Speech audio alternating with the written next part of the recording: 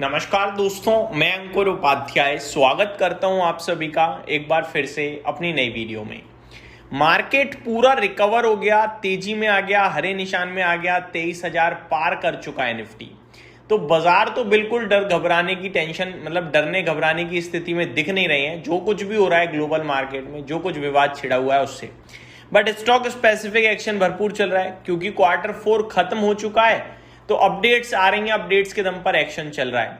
एक स्टॉक है दोस्तों, जुबिलिएंट फूडवर्क। ये आज 10% क्रैश हो गया है। इसकी कहानी खत्म हो गई है ऐसा लग रहा है। और मेरा भी फेवरेट हुआ करता था, 600 साढ़े 600 रुपए पे डिस्कस भी करा मैंने काफी बार, लेकिन इवेंचुअली 590 600 रुपए पे हमने कहा कि अब ये है नहीं वो बात, छोड़ ही दो, बिजनेस ही डैमेज होता जा रहा है। एक्चुअली में क्या है, डोमिनोज जितना चल रहा है उतना ही अनऑर्गेनाइज जो पिज्जा मार्केट है वो भी चल रहा है। अब प्राइसिंग डिफरेंस काफी बड़ा है डोमिनोज में और अनऑर्गेनाइज मार्केट में। तो बहुत बड़े लेवल पे लोकल पब्लिक उधर शिफ्ट हो रही है, जिसकी वजह से यहाँ पे काफी हैवी फॉल देखने को मिल रहा है।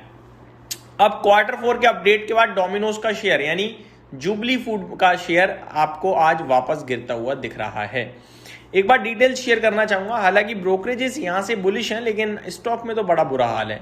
एक्चुअली में कंपनी के क्वार्टरली अपडेट्स आए हैं, कैसे अपडेट रहे हैं वो मैं आपको बताना चाहूंगा। सबसे पहले कंपनी ने कहा है Q4 का Q4 रेवेन्यू जो है वो 2506 करोड़ रुपीस पे आया है, जो कि 19% का जंप है साल दर साल। ये अच्छा जंप है, बट प्रॉब्लम कहां से आई है? प्रॉब्लम आई है like for like sales rise पे। ये केवल 0.2% है दोस्तों। ये बहुत इंटरेस्टिंग एक डेटा होता है like for like sales growth का। यहां पे कंपनी ने ये भी कहा है कि 69 स्टोर्स कंपनी ने ऐड करे हैं और अभी टोटल स्टोर जो हो गए हैं वो 3663 हो गए हैं Q4 में।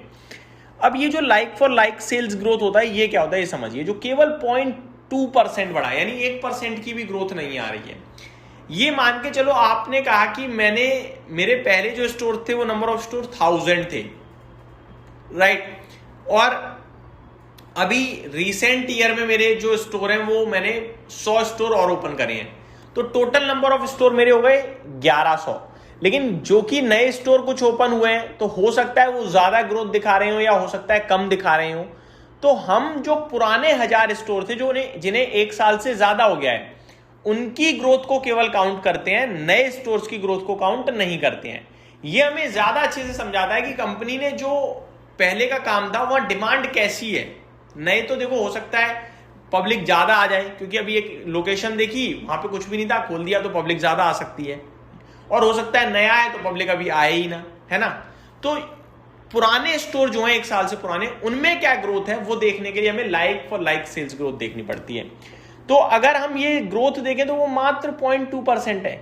यानी उन 1000 स्टोर में अगर पहले 1000 पिज्जा बिके हैं तो अभी 1100 पिज्जा भी नहीं बिक रहे हैं टोटल। वो 1% की भी ग्रोथ नहीं आ रही है, ठीक है।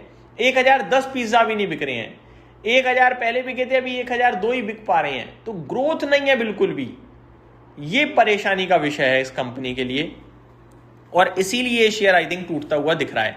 लेकिन इसके बावजूद भी ब्रोकरेजेस की माने तो वो अलग टिप्पणी कर रहे हैं भाई। सबसे पहले मैक्वायरी, इन्होंने अंडर परफॉर्म की रेटिंग रखी है, 460 का टारगेट रखा है। कहा है वीक डोमिनोज इंडिया LFL यानी like for like sales growth at 0.2%, ये ही इन्हें बढ़िया नहीं लग रहा है। बाकी healthy store additions and strong international performance specially Turkey as a key takeaway from the pre Q4 update. तो आउटसाइड इंडिया टर्की जैसी कंट्रीज से बढ़िया अपडेट आ रही है, लेकिन भारत में बहुत बेकार है।